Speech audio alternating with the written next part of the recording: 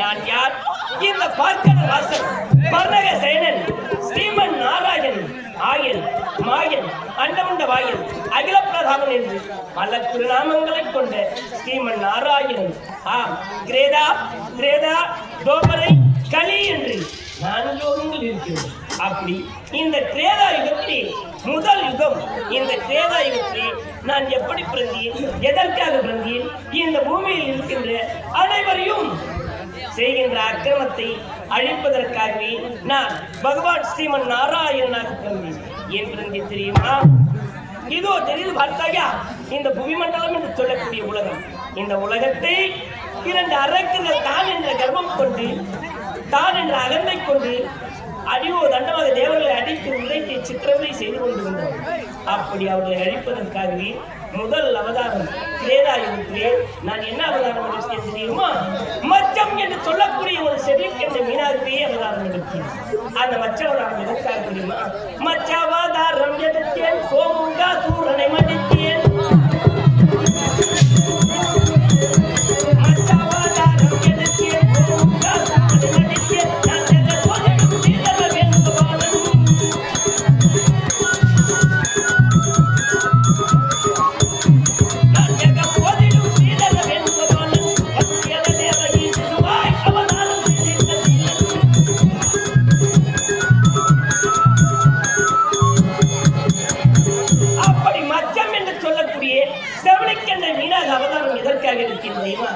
என் முந்தைய கமலத்தில் இருந்து பிறந்தவன் பிரம்மன். பிரம்மன் நிலத்தில் இருப்பது 4 வேதங்கள், அதாவது சாம அதனம் சொல்லக்கூடிய 4 வேதங்களை கரைத்துக் கொண்டு படைக்கும் தொழிலை செய்யக்கூடியவன் என் மகனாகப்பட்ட பிரம்மன். அப்படி பிரம்மாவை கரைக்கக்கூடிய அந்த 4 வேதங்களை பறித்துக் கொண்டு ஆழி என்று சொல்லக்கூடிய அலைகளிலே புரிந்து கொண்டால் அந்நிடத்திலே சமராய் யுத்தம் செய்ய வேண்டும் என்பதற்காகவே அந்த ஆழி என்று சொல்லக்கூடிய அலைகளிலே நான் மீனாக அவதாரம் எடுத்து சென்று அந்த அசுரனை கொண்டு பிறகு என் மகனுக்கு வேதங்களை திருப்பி கொடுத்தேன். அப்படி மச்சவதாரம் எடுத்தேன். முதல் அவதாரம் மச்ச அவதாரம், 2வது அவதாரம் குருமாவதாரம் எடுத்தேன்.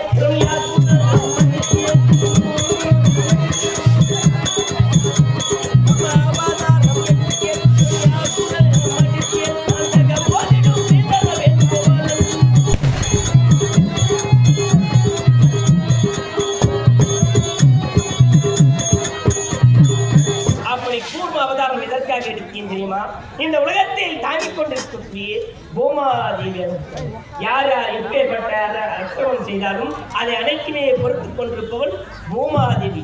அப்படி பூமாதேவி என்ன செய்தால், ஒரு நேரத்தில் அரிகரி நாராயணா அச்சுதா முச்சிதா கோவிந்தா என்று என்னையே துதித்துக் கொண்டிருந்தாள். பூமா, உனக்கு என்ன நேரம், ஏன் அருகனை சிந்தையமாக வருகின்றார் என்று கேட்கும் நேரத்திலே இரணிய கசிபுடைய தம்பி இரணியாக்குதல், அதாவது ஆலோசனை மண்டபத்தில் அரக்கர்கள் கூட்டக்கூடிய கூட்டங்களை தேவனுக்கு யார் உரைப்பது என்று இந்த பூமியை ஒட்டி நோக்கி பார்த்து தன் கரத்திருக்கக்கூடிய கதாயுதத்தால் என்னை ஒரே அடியாக அடித்து துரத்தி வருகின்றால், அன்னவிடத்திலிருந்து நீங்கள் தான் என்னை காப்பாற்ற வேண்டும் என்று பூமா உரைத்தார். அப்படி பூமாவின் குறை தீர்க்க நான் என்ன செய்தேன்? கூமம் என்று சொல்லக்கூடிய வெண்பன்றி அவதாரம் எடுத்து என்னிடத்திலே சமராய் யுத்தம் செய்து பூலோகத்திற்கும் அதாவது இடையிலே இருக்கக்கூடிய அதாவது என்ன அவதாரம் தெரியுமா? அந்த கூர்ம அவதாரத்திலே நான் என்ன செய்தேன்? நரவலால் கோட்டை கட்டி அந்த நரவல் கோட்டைக்குள்ளே அந்த இரணியாக்குவன் கொண்டான். அவனை அழிக்க வேண்டும் என்று கருதி நான் கூர்மம் என்று சொல்லக்கூடிய வெண்பன்றி அவதாரம் எடுத்து அண்ணனை கொன்று துவக்கியேன். கூர்மவாதாரம் எடுத்தேன்.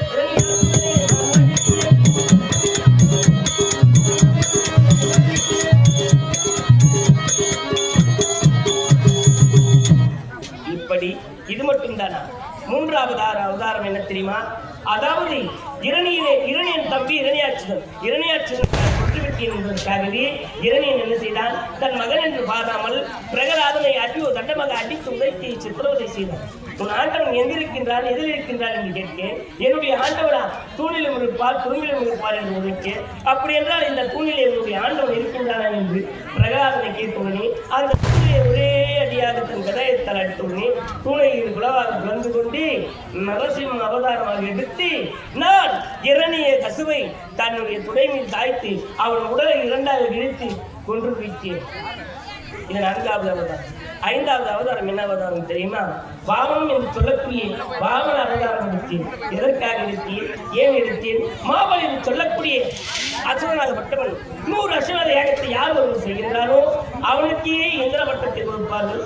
தேவர் அனைவருமே இந்த அறத்திற்கு அடிமைப்படுகிறார்கள் என்று கொண்டு 100 வருஷமாக யாகத்தை செய்ய தொடங்கினார். அவனிடத்திலே நான் என்ன செய்தேன் தெரியுமா? குள்ள வாமனாக அவதாரம் எடுத்து 1 அடி மண்ணை கேட்டேன். அவனோ மனம் வந்து 3 அடி மண்ணாக கொடுத்தான். அந்த 3 அடி மண்ணை நான் என்ன செய்தேன் தெரியுமா? இந்த அண்டத்திற்கும் அண்ட சராசரத்திற்கும் அடியோ எடுத்து மண்ணை ஒரு அடியாகவும் விண்ணை ஒரு அடியாகவும் 3வது அடிக்கு எங்கேயும் மாபலி என்று கேட்க, இதோ என் சிரசையே பிரகாரம் என்று அவனுடைய சிரசை கொடுத்து அவன் சிரசின் மீது கால வைத்து அதல விதல சுத்தலம் சொல்லக்கூடிய பாதாள உலகத்திற்கு அனுப்பினோம். அப்படி 5 அவதாரங்கள் எடுத்தேன். இதற்காக இந்த அரக்கர்கள் செய்யக்கூடிய அக்கிரமத்தெல்லாம் அழிப்பது இந்த சக்கராயு சக்கரபாணி